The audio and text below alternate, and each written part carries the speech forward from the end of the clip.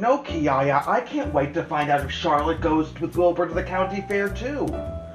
Friends, when we left you last time in our reading of Charlotte's Web, Charlotte was getting Wilbur ready for the news that she might not be able to go with him to the county fair to support him. I can't wait to find out what happens when the Zuckermans and their famous pig Wilbur go to the county fair. Sit back, relax, get cozy. It's story time with Kiyaya and Daniel. Hi, this is Daniel and Kiyaya from STITCHIngwolf Art Designs, and we want to help you make your artistic dreams a reality. From beginning to end, Kiyaya and I will work with you to make whatever is up here come out on a piece of canvas. From hand dyeing to stitching to framing, Kiyaya and the crew at STITCHIngwolf Art Designs is here for you. Give us a call today, 516-274-0350. Pop us an email, kiyaya@stitchingwolfdesigns.com, or send us a message through our website, www.stitchingwolfdesigns.com. The possibilities are endless. Reach out today and make your artistic dreams a reality. Stories are such an important part of our lives. Join my friend Kiyaya and I for Get Cozy, because it's story time with Kiyaya and Daniel, where we share some of the greatest picture books and chapters from children's and young adult literature to inspire you to keep embedding literacy into your days.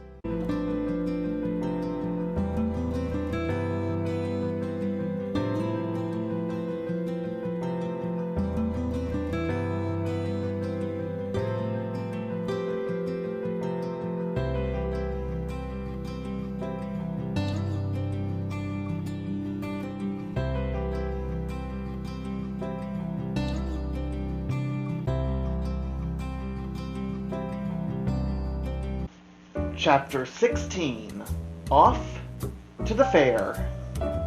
The night before the county fair, everybody went to bed early. Fern and Avery were in bed by 8. Avery lay dreaming that the Ferris wheel had stopped and that he was in the top car. Fern lay dreaming that she was getting sick in the swings. Lurvy was in bed by 8:30. He lay dreaming that he was throwing baseballs at a cloth cat and winning a genuine Navajo blanket. Mr. and Mrs. Zuckerman were in bed by 9. Mrs. Zuckerman lay dreaming about a deep freeze unit. Mr. Zuckerman lay dreaming about Wilbur.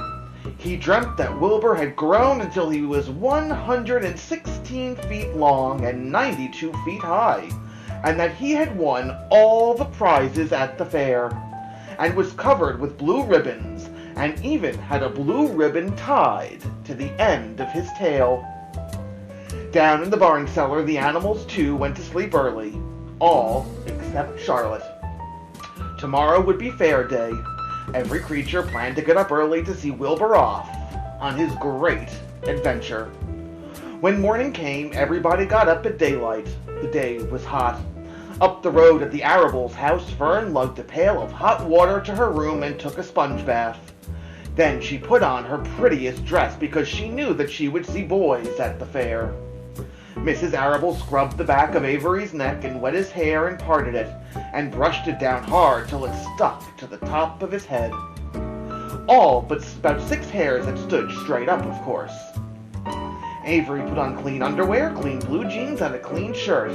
Mr. Arable dressed, ate breakfast, and then went out and polished his truck. He had offered to drive everybody to the fair, including Wilbur. Bright and early, Lurvy put clean straw in Wilbur's crate and lifted it into the pig pen. The crate was green. In gold letters, it said, Zuckerman's Famous Pig. Charlotte had her web looking fine for the occasion. Wilbur ate his breakfast slowly. He tried to look radiant without getting food in his ears. In the kitchen, Mrs. Zuckerman suddenly made an announcement. Homer, she said to her husband, I'm going to give that pig a buttermilk bath. A what? Said Mr. Zuckerman. A buttermilk bath. My grandmother used to bathe her pig with buttermilk when it got dirty. I just remembered. Wilbur's not dirty, said Mr. Zuckerman proudly. He's filthy behind the ears, said Mrs. Zuckerman. Every time Lurvy slops him, the food runs down around the ears. Then it dries and forms a crust. He also has a smudge on one side where he lays in the manure. Well, he's dirty, and he's going to have a bath. Mr. Zuckerman sat down weakly and ate a donut. His wife went to the woodshed. When she returned, she wore rubber boots and an old raincoat, and she carried a bucket of buttermilk and a small wooden paddle. Edith, you're crazy, mumbled Zuckerman. But she paid no attention to him. Together they walked to the pig pen. Mrs. Zuckerman wasted no time. She climbed in with Wilbur and went to work. Dipping her paddle in the buttermilk, she rubbed him all over. The geese gathered around to see the fun, and so did the sheep and lambs. Even Templeton poked his head out cautiously to watch Wilbur getting a buttermilk bath. Charlotte got so interested that she lowered herself onto a drag line so she could see better. Wilbur stood still and closed his eyes. He could feel the buttermilk trickling down his sides. He opened his mouth and some of the buttermilk ran in. It was delicious. He felt radiant and happy. When Mrs. Zuckerman got through and rubbed him dry, he was the cleanest, prettiest pig you ever saw. He was pure white, pink around the ears and snout, and smooth as silk. The Zuckermans went up to change into their best clothes. Lurvy went to shave and put on his plaid shirt and his purple necktie. The animals were left to themselves in the barn.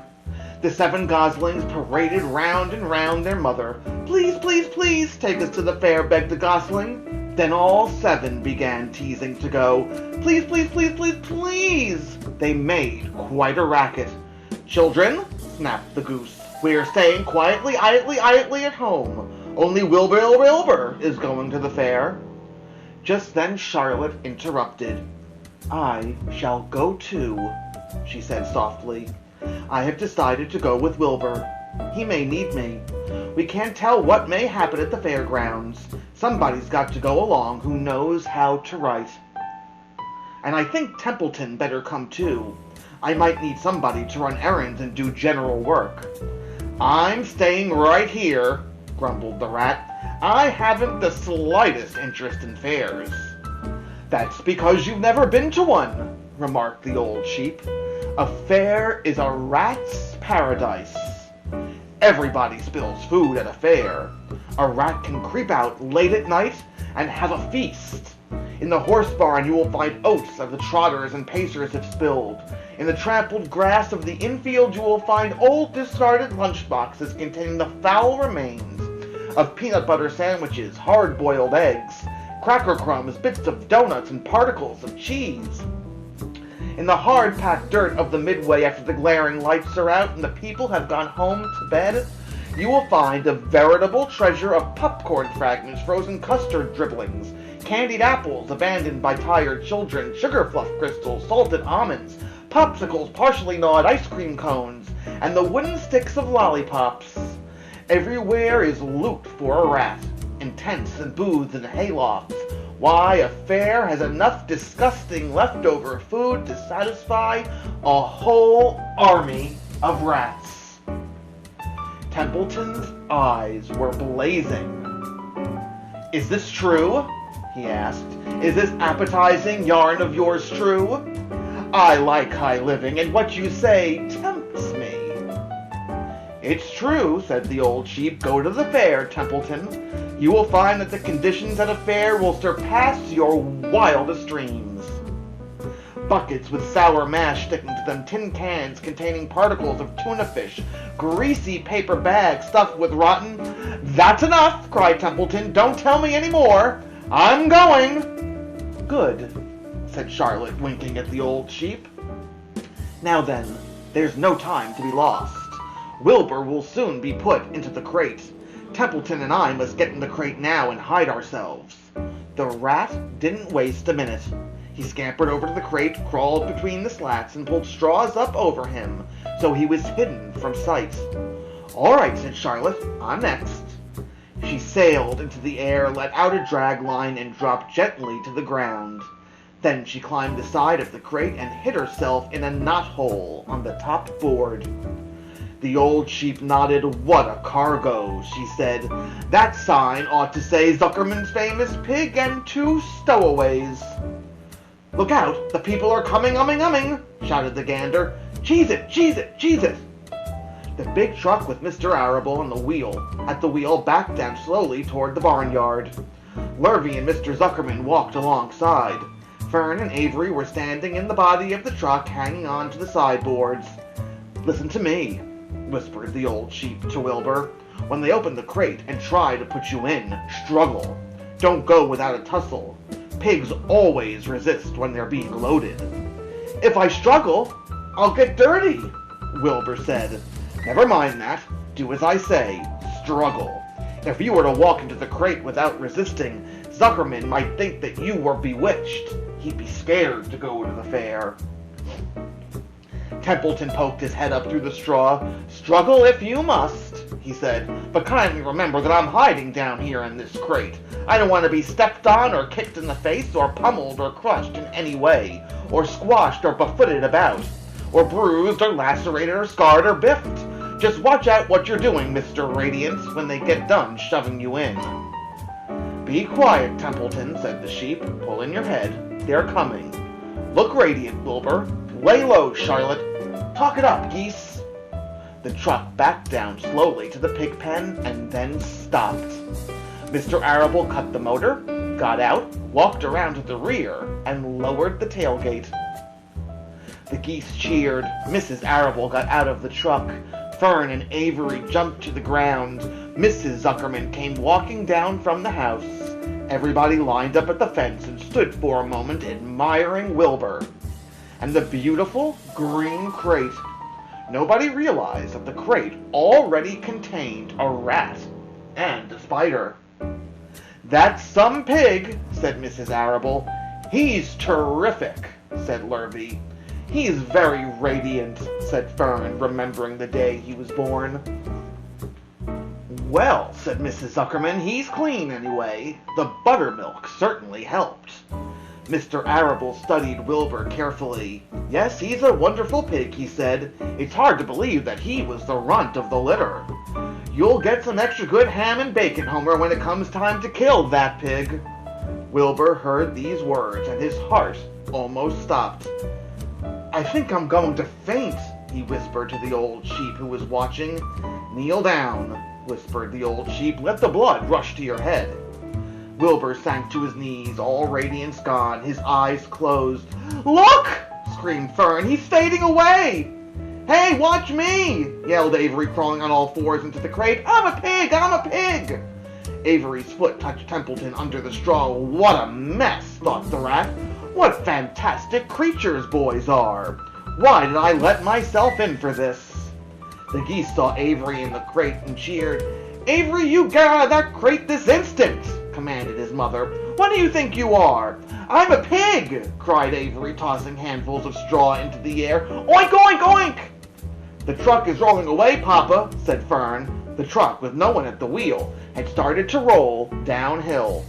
Mr. Arable dashed to the driver's seat and pulled on the emergency brake. The truck stopped.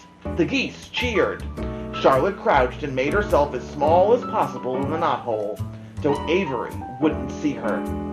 "Come out at once!" cried Mrs. Arable. Avery crawled out of the crate on hands and knees, making faces at Wilbur. Wilbur fainted away. "The pig is passed out," said Mrs. Zuckerman. "Throw water on him." "Throw buttermilk," suggested Avery. The geese cheered. Lurvy ran for a pail of water. Fern climbed into the pen and knelt by Wilbur's side. "It's sunstroke," said Zuckerman. "The heat may be too much for him." "Maybe he's dead," said Avery. "Come out of that pig pen immediately!" cried Mrs. Arable. Avery obeyed his mother and climbed into the back of the truck so he could see better. Lurvy returned with cold water and dashed it on Wilbur. "Throw some on me," cried Avery. "I'm hot too." "Oh, keep quiet," hollered Fern. Keep quiet! Her eyes were brimming with tears. Wilbur, feeling the cold water, came to. He rose slowly to his feet, while the geese cheered. "He's up," said Mr. Arable. "I guess there's nothing wrong with him." "I'm hungry," said Avery. "I want a candied apple." "Wilbur's all right now," said Fern. "We can start. I want to take a ride on the Ferris wheel." Mr. Zuckerman and Mr. Arable and Lurvy grabbed the pig, pushed him head first toward the crate. Wilbur began to struggle. The harder the men pushed, the harder he held back. Avery jumped down and joined the men. Wilbur kicked and thrashed and grunted. "Nothing wrong with this pig," said Mr. Zuckerman cheerfully, pressing his knee against Wilbur's behind. "All together now, boys! Shove!" With a final heave, they jammed him into the crate. The geese cheered. Lurvy nailed some boards across the end so Wilbur couldn't back out. Then, using all their strength, the men picked up the crate and heaved it aboard the truck. They did not know that under the straw was a rat, and inside a knothole was a big, gray spider.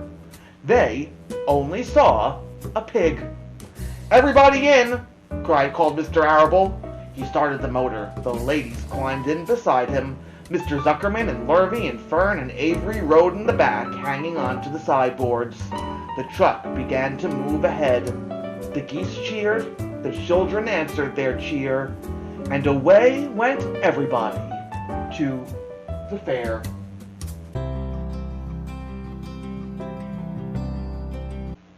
Chapter 17. Uncle. When they pulled into the fairgrounds, they could hear music and see the Ferris wheel turning in the sky.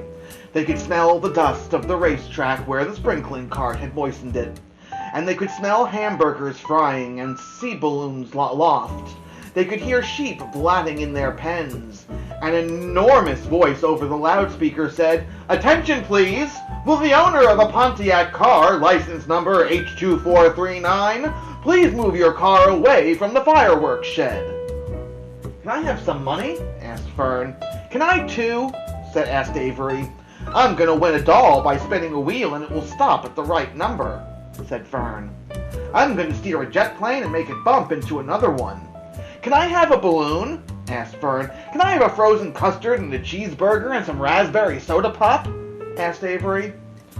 "You children be quiet till we get the pig unloaded," said Mrs. Arable. Let the children go up by themselves," suggested Mr. Arable. "The fair only comes once a year." Mr. Arable gave Fern 2 quarters and 2 dimes. He gave Avery 5 dimes and 4 nickels.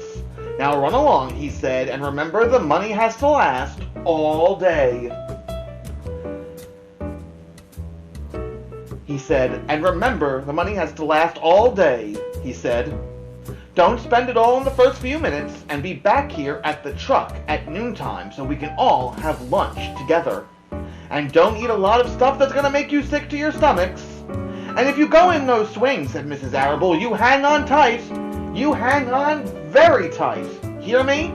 And don't get lost," said Mrs. Zuckerman. "And don't get dirty." "Don't get overheated," said their mother. "Watch out for pickpockets," cautioned their father. "And don't cross the racetrack when the horses are coming," cried Mrs. Zuckerman. The children grabbed each other by the hand and danced off in the direction of the merry-go-round, toward the wonderful music and the wonderful adventure and the wonderful excitement, into the wonderful midway where there would be no parents to guard them and guide them, where they could be happy and free and do as they pleased. Mrs. Arable stood quietly and watched them go. Then she sighed. Then she blew her nose. "Do you really think it's all right?" she asked. "Well, they've got to grow up sometime," said Mr. Arable, "and a fair is a good place to start, I guess." While Wilbur was being unloaded and taken out of his crate and into his new pig pen, crowds gathered to watch. They stared at the sign, "Zuckerman's Famous Pig."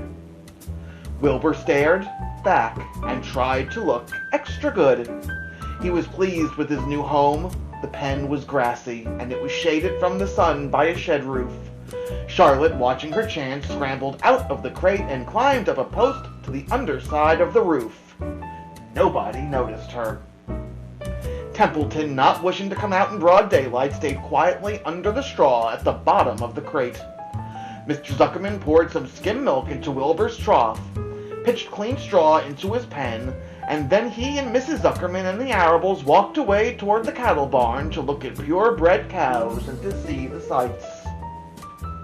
Mr. Zuckerman particularly wanted to look at tractors. Mrs. Zuckerman wanted to see a deep freeze. Lurvy wandered off by himself, hoping to meet friends and have some fun on the midway.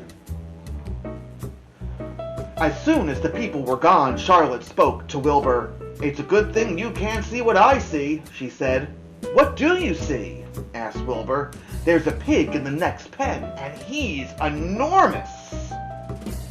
"I'm afraid he's much bigger than you are. Maybe he's older than I am and has more time to grow," suggested Wilbur. Tears began to come to his eyes. "I'll drop down and have a closer look," Charlotte said. Then she crawled along a beam till she was directly over the next pen. She let herself down on a drag line until she hung in the air just in front of the big pig's snout. "May I have your name?" she asked politely. The pig stared at her. "No name," he said in a big, hearty voice. "Just call me Uncle." "Very well, Uncle," replied Charlotte. "What is the date of your birth? Are you a spring pig?" "Sure, I'm a spring pig," replied Uncle. "What did you think I was, a spring chicken?" "Ha ha ha, that's a good one, eh, sister?" "Mildly funny," said Charlotte. "I've heard funnier ones, though. Glad to have met you, and now I must get going." She ascended slowly and returned to Wilbur's pen. "He claims he's a spring pig," reported Charlotte, "and perhaps he is. One thing is certain, he has a most unattractive personality. He's too familiar, too noisy, and he cracks weak jokes. Also, he's not anywhere as clean as you are, nor as pleasant. I took quite a dislike to him in our brief interview. He's going to be a hard pig to beat, though, Wilbur, on account of his size and his weight. But with me helping you, it can be done." "When are you going to spin a web?" asked Wilbur. "This afternoon. Late. If I'm not too tired," Charlotte said. The least thing tires me these days. I don't seem to have the energy I once had. My age, I guess." Wilbur looked at his friend. She looked rather swollen, and she seemed listless. "I'm awfully sorry to hear that you're feeling poorly, Charlotte," he said. "Perhaps if you spin a web and catch a couple of flies, you'll feel better." "Perhaps," she said wearily, "but I feel like the end of a long day."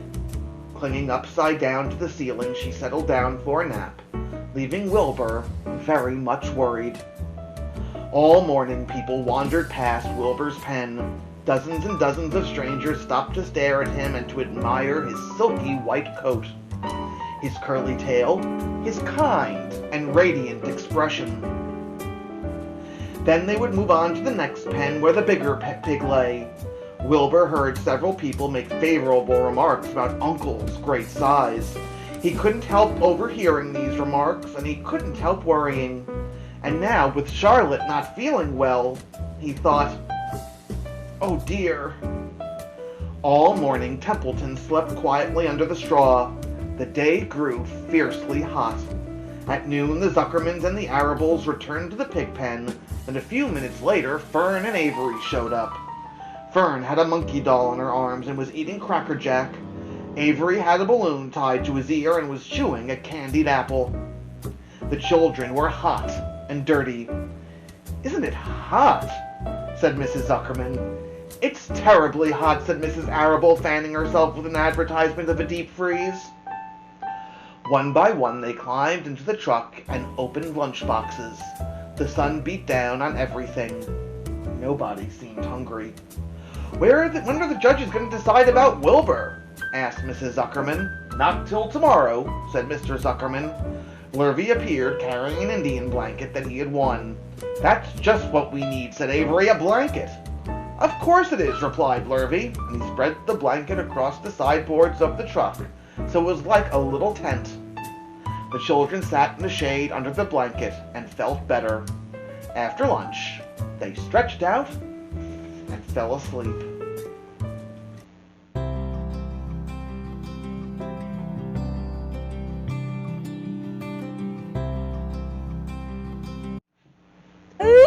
I know, Kiyaya, another great cliffhanger. I can't wait to find out what happens at the fair the next day. Is Wilbur gonna win? I don't know, we're gonna have to wait and find out, friends, till next week when we read the next couple of chapters together of E.B. White's new Berry Honor book, Charlotte's Web. Until we meet again, friends, stay happy and healthy and safe, and always remember, that's right, Kiyaya, reading is power.